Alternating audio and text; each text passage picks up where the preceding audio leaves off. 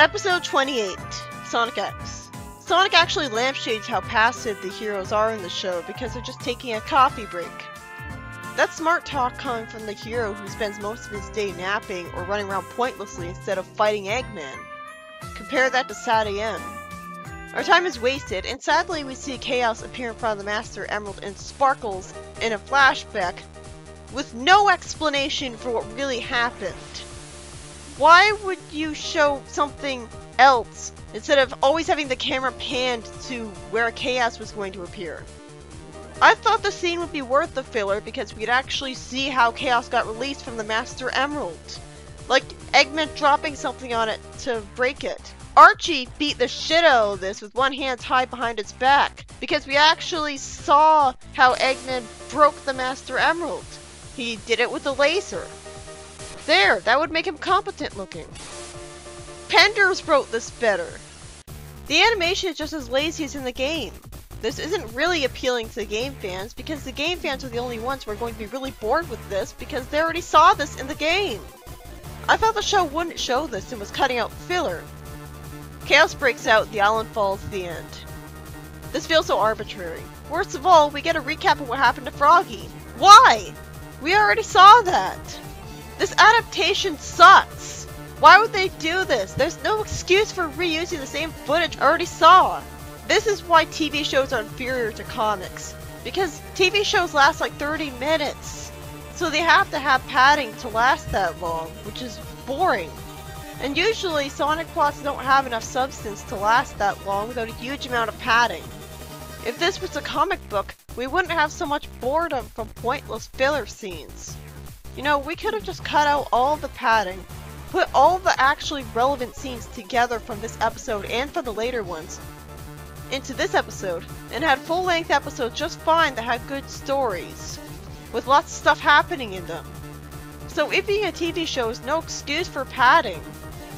We see Tails working on the plane and Sonic greets him. It's sad how rare one-on-one moments between them are in the show. Tails brags that he got a green emerald yesterday, and they didn't think to show us that? Priorities! Oh, God forbid we show him earning that emerald. We gotta have scenes of the characters talking instead. Recap is more important than showing us where Tails got the emerald and filling in a plot hole. What's the point of watching this adaptation then? Knuckles sees a hole in the building, and there's a very distractingly colorful looking part of the building there that's totally out of place. I can only assume it's Casino Paula's, because we'll never get to see it. I love that a cop wants a picture of Knuckles. Like, Sonic's not the only one that people want autographs from. Good, they should all be equally respected. I especially appreciate how Sonic's appreciated as a hero in Sonic X after what Sonic went through in Fleetway. It really makes me appreciate when Sonic was acknowledged as a hero in X for the first time. Knuckles just stumbles upon a piece of the Master Emerald in front of the cops, and it gets a vision where he's walking towards the Master Emerald Shrine and sees Tikal being threatened by her father and his army. What the fuck kind of voice is that? That's so silly! This voice sounds straight out of a fan parody. And Tikal's voice is kind of like a parody too. I guess it never dawned on me that they would use a different voice for Tikal, instead of just being smart and going with the voice they already had. At least I'm getting a vision of the past from a magical emerald shard makes far more sense than a fairy spirit of Tikal in the future existing for no reason, giving random people visions of the future when that wouldn't really matter. But again, why did the Master Emerald give him that vision? Then Sonic and Tails land at a field, and some sudden wind nearly sends Tails away. Sonic grabs him and asks if he's okay in a sweet moment, and Tails says he's fine with a sweet nervous smile. That came out of nowhere, that wind, so I guess it's Windy Valley. They should have told us that then. It doesn't come off as Windy Valley because they barely spend any time in it. Sonic and Tails being alone together for once shows how wrong it is that in Sonic X they barely have moments like this. Sonic gets a ring unsatisfyingly, finally thinks to burrow through the ground with a spin dash, which he should have done in the fight against Knuckles, and gets an emerald. At least they pretend he earned it satisfyingly because he had to dig for it. That's better than the game, where it was just out there. But Eggman immediately knows where to show up, for no reason at all and steals both emeralds right away with the crane from the Eggmobile when he doesn't have an emerald radar. Sonic spin dashes the spike off the Egg Hornet and sends Eggman away so quickly that you'd be surprised that this is apparently a boss fight in a game. And the blue and green emeralds fall into the water. This is not an action scene. Then it turns out Chaos was hiding in that very water, which was pretty genius. Chaos 4 makes itself into a tornado of water, and then Sonic jumps on its head and breaks into pieces, but then Chaos is just fine, fortunately, and swings his arm. Not that this matters, sadly, as Sonic just spin dashes it and falls into the water. Eggman takes advantage of this by telling Chaos to keep dunking Sonic until he drowns. Chaos really is Sonic's worst nightmare. No wonder he was portrayed that way in Fleetway. But really, Chaos should just forever keep Sonic below the water. Why is he taking him out of it even once? Sonic then somehow manages to be just fine and spin dash him again, defeating him. That was anticlimactic. Well, at least this is consistent to the game, him being able to hit him with a spin dash. Thank goodness Sonic got more than just one hit in. It's sad that I have to compliment this. This should be standard. Like, I heard people complain about how long the action scenes are in IDW. I would take that for this show, because this is a show and it lasts longer. Eggman sucks up Chaos with a tractor beam, which also explains how he got his emeralds back. I love this. This makes so much more sense than in the game. Tails at least apologizes to Sonic because of how much of a failure they were. Seriously, how did Eggman know where to go to get the emeralds? How? It's not like he was spying on them. He didn't have a double agent. He didn't have a flying ladybug robot going after them. In the game, Tails' workshop was in the place where the Egg Hornet and Chaos 4 showed up. So no wonder Eggman thought to visit there. But here, he came here for no reason. That feels Villain Sue-ish, that he's so competent in this arc all of a sudden, when he was a joke earlier, but he'll probably go back to being a joke after this. So he's just competent getting all the emeralds really easily because of meta logic. Because the game did it. Why don't they just learn their lesson from the game? At least they cut out filler by having the two boss fights happen one after the other. That's pretty brilliant. See, I can compliment this adaptation. Tails flies to the plane and shoots missiles at a machine of Eggman's as the egg carrier flies over the city, and Amy says that something fell out of Eggman's ship, and it turns out to be Birdie, which falls on Amy. This much better explains where Birdie came from in Sonic Adventure. It was trapped in a capsule and got knocked out of the egg carrier. Eggman tries to send a laser at the plane, which starts smoking from damage. Sure is nice that the plane isn't just outright falling out of the sky straight down, and it's instead flying differently. This cuts out the filler by having this be why the plane crashes. Tails is sleeping on a couch with a bandaged head and wastes our time by dreaming that a robot is chasing him, and then Sonic shoots it by flying with the Tornado Zoo. That would be really interesting role reversal, taking advantage of the fact that it's just a dream of Tails by making Sonic the sidekick, if it weren't for the fact that apparently Sonic can fly the tornado in Sonic 3. Tails wakes up from that waste of time. Chuck says that Tails' piloting skills saved him and Sonic, and fortunately Sonic thought to stay with Tails. That's surprising for X-Sonic. I thought he wouldn't be with him and would just be running off on his own like Shadow again. It's especially heartwarming having Sonic have one-on-one moments with Tails and Sonic X, considering what an antisocial he is. What took him so long? Then we see Amy carrying the groceries with Cream nearby. Where'd you get the money? I guess from the Sonic budget. Never mind. And Amy lampshades that Birdie recovered from its fall pretty fast. Logically, it shouldn't have recovered at all. It seems like the story is making me notice plot holes in the game I never noticed before, when it should be doing the opposite and filling in those plot holes.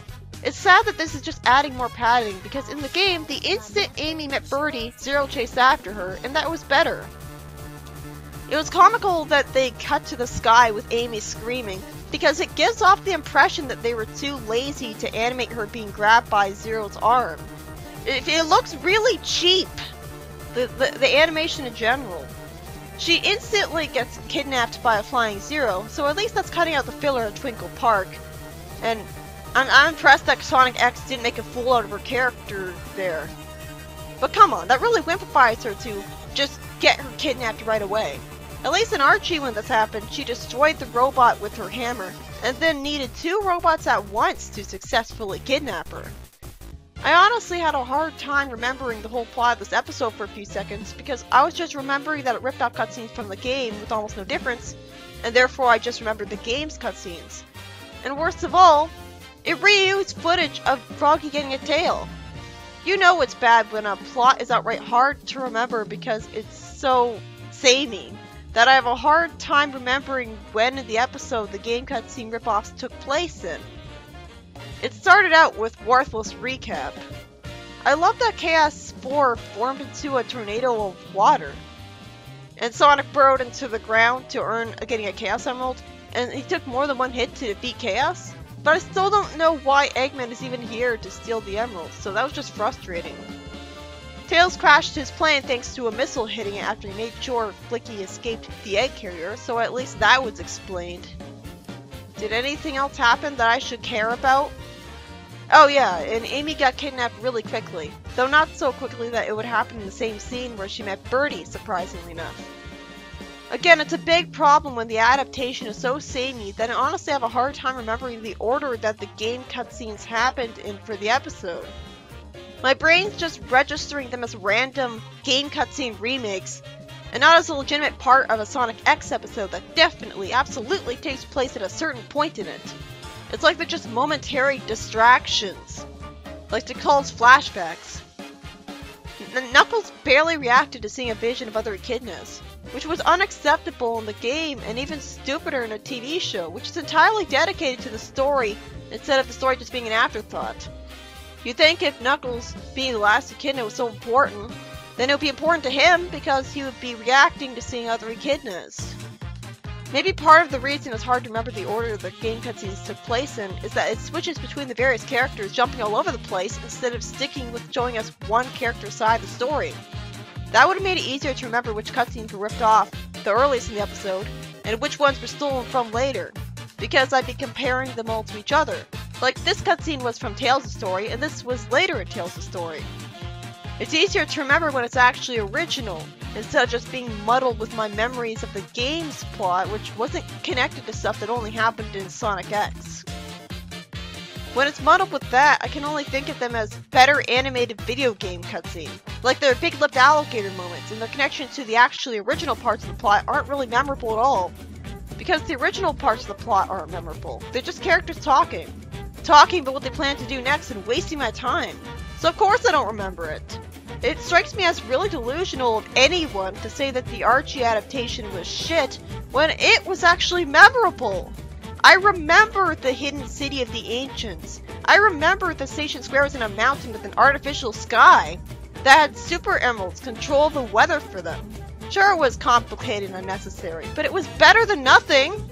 It was still too samey, which was disappointing, but it was better than this. At least the SA1 adaptation in Archie was a part of its history where the amount of plot holes noticeably went down for a while.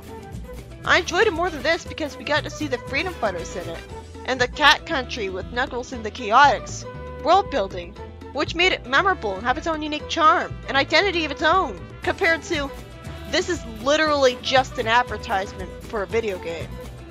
A video game that I'm sure everyone bought anyways, because it's one of the best-selling Sonic games of all time. So I can't get invested in this at all.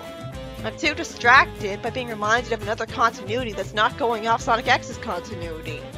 So whenever I see a game cutscene being recreated with no differences in the plot to remind me that this is Sonic X and not the game, I guess I zone out and forget that this is another continuity which has different continuity to be invested in, and instead just making me think of the game, which has no connection to anything besides the sequel, so of course I can't get invested. So I guess I'm just thinking of that, and I'm not engaged as a result. I hope the reboot's game adaptations aren't like this, because this is forgettable and unengaging. It's less an adaptation because it's not adapting it to Sonic X, for the most part. It feels more like they spliced in remakes of game cutscenes in between actual Sonic X footage.